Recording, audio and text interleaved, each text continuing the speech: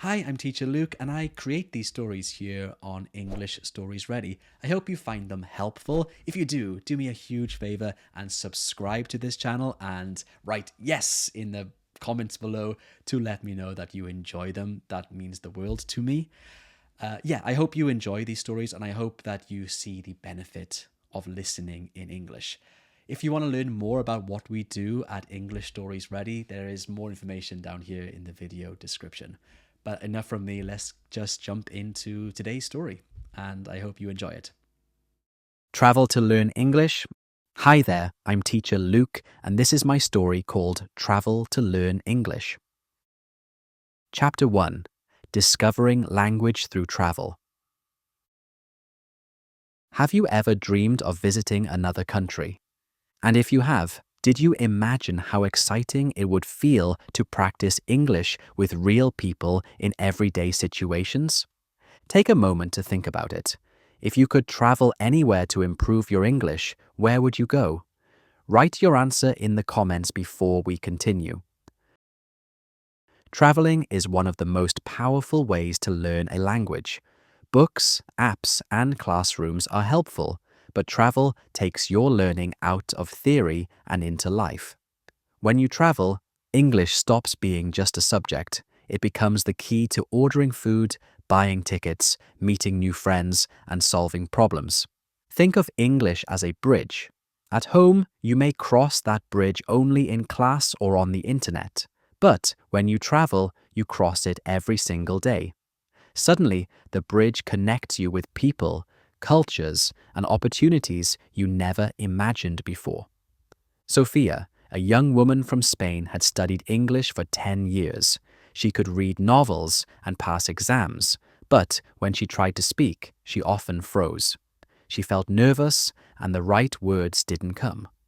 One summer, she traveled to London for 3 weeks. At first, she was shy. On her first day, she went to a cafe and wanted to order tea with milk. She said only, "Tea, please." The waiter asked, "With milk?" And Sophia just nodded. By the third day, she tried again. "Can I have a cup of tea with milk, please?" It was simple, but she felt proud. She started talking more and more. Soon, she made a friend in her hostel and practiced English every evening. When Sophia returned home, her teacher was amazed. Her grammar hadn't changed much, but her confidence had grown enormously.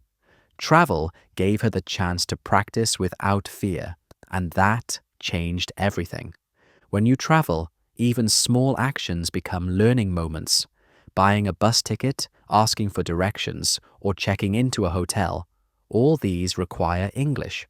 Suddenly, the words you once memorized in a textbook become real tools you must use. For example, textbook English. "Excuse me, could you tell me where the station is?" Real-life English. "Hi, is this the way to the train station?"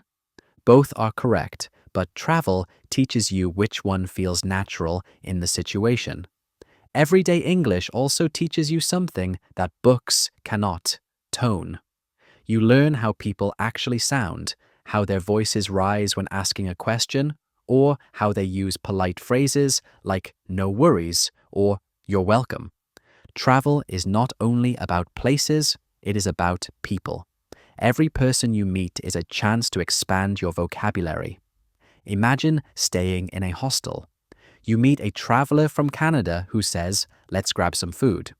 You may not have learned the word grab in class, but now you know it means get quickly. Or maybe you hear someone say, "I'm starving." You realize it's another way to say, "I'm very hungry." These small phrases become treasures. They are the words people actually use in daily life, and they make your English sound more natural. Ahmed, a student from Egypt, joined an exchange program in Singapore where English is widely spoken. At first, he used only the formal English he learned at school. But when his classmates invited him to lunch, he heard new expressions. One student said, "Let's hang out later." Ahmed thought, "Hang out? What does that mean?" They explained it means spend time together. By the end of his trip, Ahmed was using new phrases naturally. Do you want to hang out this weekend? His English didn't just sound correct, it sounded alive. Travel also teaches you through mistakes. Maybe you use the wrong word and someone laughs kindly. Maybe you don't understand directions and you end up in the wrong street. These moments may feel embarrassing, but they are some of the strongest teachers. Why? Because mistakes made in real situations are memorable. You will never forget the time you confused sheet with another word at the hotel, or when you asked for soap instead of soup. These experiences, though funny or awkward, fix the right word in your memory forever. Language is more than words. It is also culture. When you travel, you discover that English sounds different in different places. In the United States, people might say, "Can I get a coffee?" In the United Kingdom, people more often say, "Can I have a coffee?" In Australia, someone might say, "Could I grab a flat white?" Each version is correct, but each belongs to a cultural context. Travel exposes you to these differences, helping you understand not only the language, but also the people who use it. At home, you may avoid speaking English if you feel shy.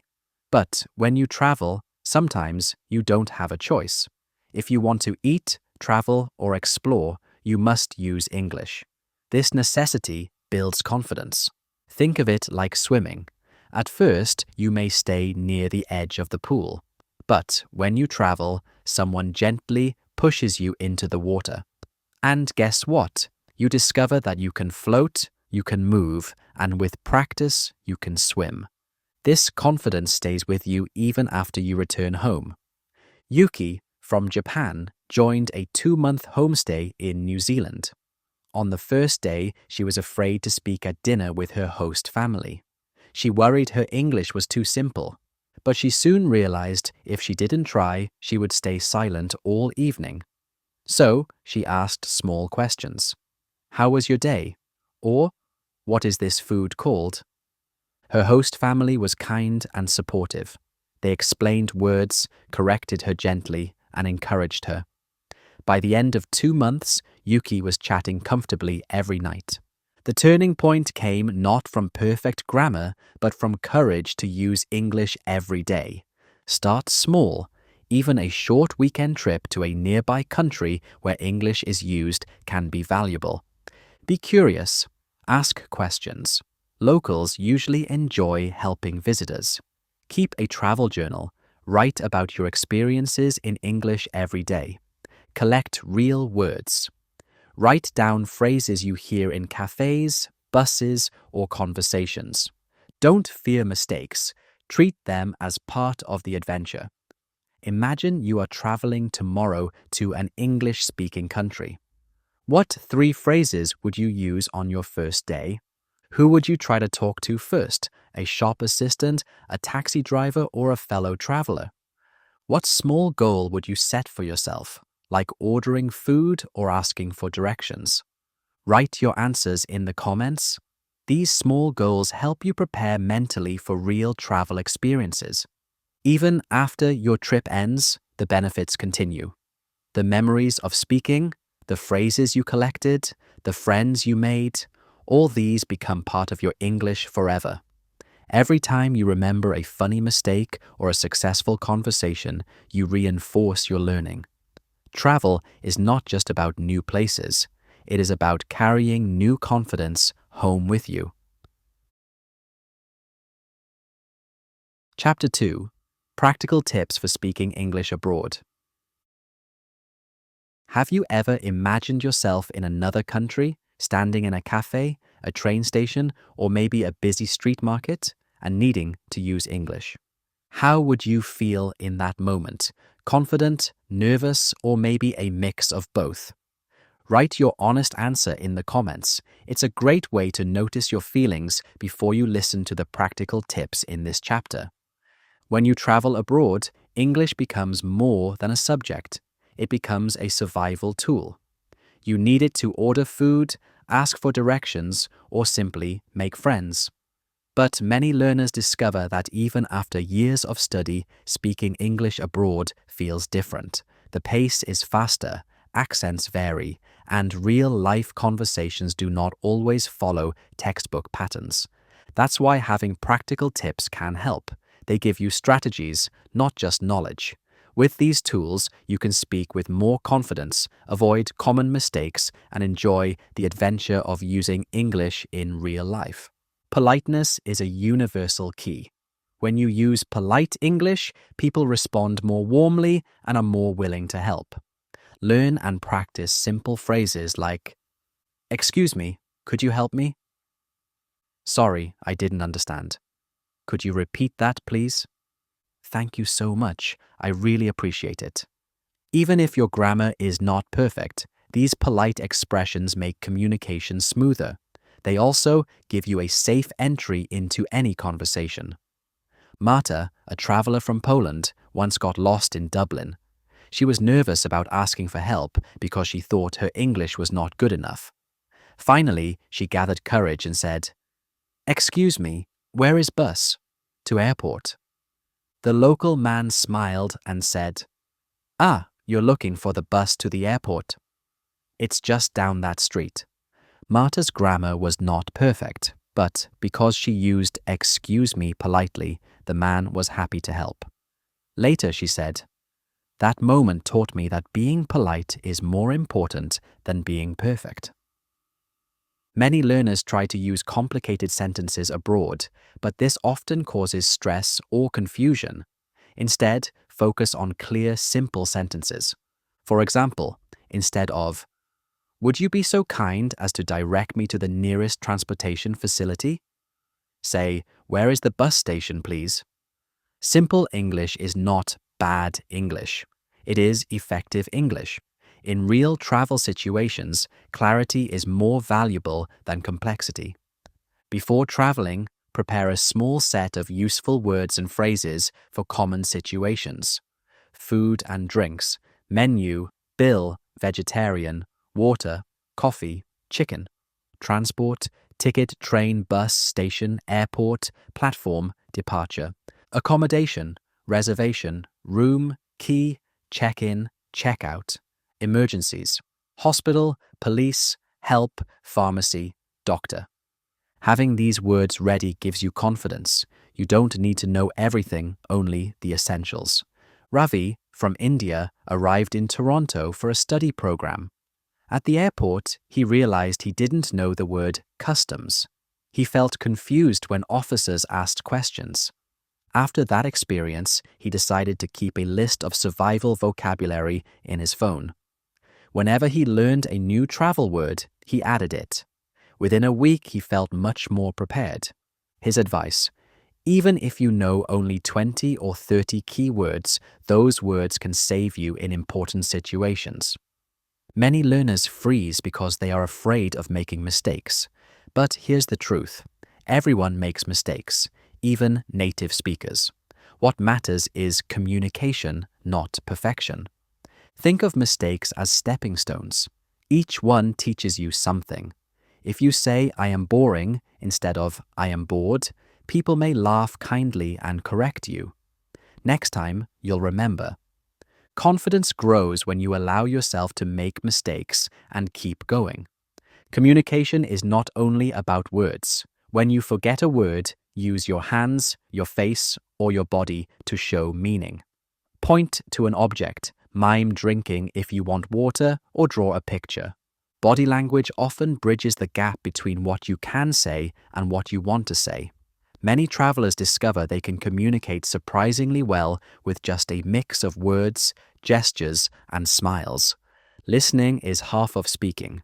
Abroad, you may hear new accents, fast speech, or slang expressions. Don't panic. Use strategies. Focus on the key words, not every word. Watch facial expressions and context for clues. If you don't understand, say, "Could you speak a little slower, please?" Active listening helps you respond more naturally and keeps conversations flowing, even if you miss details. Anna, from Brazil, traveled to Sydney. She had studied American English in school, But when Australians spoke quickly, she felt lost. At first, she kept saying, "Sorry, I don't understand." Then she learned to listen for keywords. When someone said, "You want to grab a bite?" she caught the word bite and guessed they were talking about food. She replied, "Yes, let's eat." Anna discovered that listening actively, catching keywords, and using context was enough to keep conversations going. Instead of trying to speak perfectly all the time, set small goals each day. For example, day 1, ask for directions. Day 2, order food in a restaurant. Day 3, start a short conversation with a shop assistant. Each small success builds your confidence. Soon, speaking English abroad feels natural, not scary. When you learn a new phrase abroad, don't just use it once. Try to use it again the same day. Repetition helps fix it in your memory. For example, if you learn, "Can I get" at a cafe, try it later in a shop. "Can I get this in another size?" The more you repeat, the faster it becomes part of your active English. Imagine you are traveling tomorrow. What 3 survival phrases would you prepare first? How would you react if you didn't understand someone? What daily mini goal would you set for yourself? Write your answers in the comments. Sharing them will help other learners prepare too. Speaking English abroad is not only about surviving, it is about connecting. When you order food with confidence, ask a stranger for directions, or chat with a new friend, you are not just practicing English, you are building memories. The best part is that each experience abroad makes you stronger. The next time you travel, you carry the lessons and confidence from your last trip. Slowly, English stops feeling foreign and starts feeling like a tool you can trust. Remember, speaking English abroad is not about being perfect. It's about being polite, clear, brave, and open. Every small conversation is progress. Every mistake is a teacher. Every smile is a connection. Travel with courage, speak with confidence, and enjoy the adventure of using English everywhere you go. Chapter 3. Using travel experiences to master English. Have you ever come home from a trip and felt different, like the world had opened up in new ways? And if you've traveled before, did you notice how much you learned, not only about the country, but also about yourself? Share your answer in the comments. I'd love to hear what kind of lessons travel has given you. Travel is not only about visiting new places or taking photos. It is also about building experiences that stay in your memory forever. Each bus ride, market visit, or conversation abroad becomes a small story you carry home. These stories are more than memories. They can become powerful tools for learning English. The emotions you feel, the people you meet, and the mistakes you make while traveling create strong connections in your brain. When you connect English with real-life experiences, the words and phrases stay with you much longer. Diego from Mexico had studied English for many years. He knew grammar well, but he often forgot words during conversations. Then he joined a summer program in Ireland. One afternoon, he visited a small bakery and asked for a brown bread. The woman behind the counter laughed kindly and said, "Here we just call it soda bread." Diego never forgot the phrase. Years later, whenever he hears soda bread, he remembers that friendly Irish baker. That small moment turned vocabulary into memory. Travel gave the word a story, and that story made it unforgettable. In a classroom, new vocabulary can sometimes feel abstract. For example, you may study the word platform in a lesson about trains. But when you stand on a busy train platform in London, listening to the announcement, "Mind the gap," the word suddenly comes alive. Travel transforms vocabulary from something you memorize into something you experience. You don't just learn the word, you feel it, hear it, and see it in action. Every travel experience can become a story, and every story can become speaking practice. For example, imagine you got lost in Paris and a kind stranger showed you the way. When you return home, you can practice telling this story in English. Start simple. I was lost. I asked for help. A man explained the way. He was very kind. Then expand it. One day in Paris, I got lost near the river. I asked a man for help, and he gave me very clear directions. I was so grateful for his kindness. By retelling your travel stories, you practice past tense verbs, sequencing words like first, then, finally, and descriptive vocabulary. Each story becomes both a memory and a language lesson. Mistakes while traveling may feel embarrassing at the moment, but later they become powerful lessons. For example, imagine you accidentally asked for soap instead of soup at a restaurant. People may laugh, but you will never forget the difference again. Instead of hiding from mistakes, write them down in a journal. Add the correct version next to it. Over time, this mistake journal becomes a personal teacher built from your own experiences.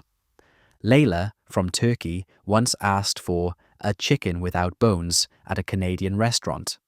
The waiter smiled and said, "You mean boneless chicken." At first, Layla felt embarrassed, but she wrote the phrase boneless chicken in her journal. Later, when she told the story to her classmates, everyone laughed and remembered it. Today, she says, "That mistake was my best teacher. I never forget it, and I also learned to laugh at myself." When your trip ends, the learning doesn't stop. In fact, reflection is what helps you transform short-term experiences into long-term English skills. Here are a few reflection activities. Write a travel diary. Describe each day's events in English. Don't worry about perfection. Focus on expression. Create a vocabulary list. Write down all the new words you heard with the situation where you learned them. Record yourself speaking. Tell a story about your trip out loud. Listen to yourself and notice your progress.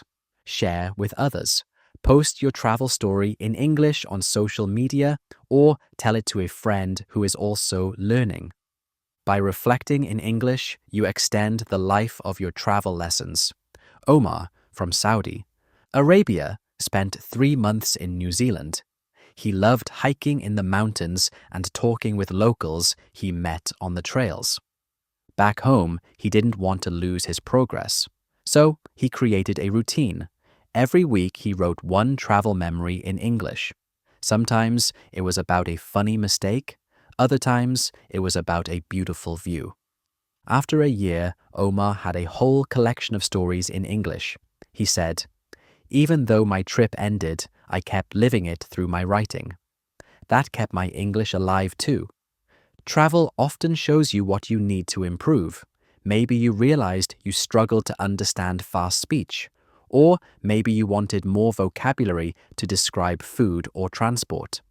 Use these discoveries to set new goals. For example, I want to practice listening to British accents before my next trip. I will learn 20 food-related words before I travel again. Your travel experiences point the way forward. They make your learning personal, practical, and connected to real life. Think back to a travel experience you've had, or imagine one you hope to have in the future. What is one word or phrase you learned because of that experience? Did you make a mistake that became a good lesson? How could you turn that memory into a story to tell in English? Travel experiences are gifts that keep teaching us. A short conversation with a stranger, a funny mistake at a restaurant, or a small victory like buying a ticket on your own, all these moments can become lessons in English. The beauty is that these lessons are alive. They come with emotions, laughter, and sometimes even embarrassment. That makes them stronger than anything you can learn from a textbook alone. Mastering English is not about being perfect. It is about collecting experiences, reflecting on them, and using them again and again until they become part of you. Remember, every journey gives you more than memories. It gives you lessons. Use those lessons to grow, to practice, and to master English step by step. Travel gives you the stories. You give them the words. Together, they make learning unforgettable. Thanks for listening to my story on traveling to learn English.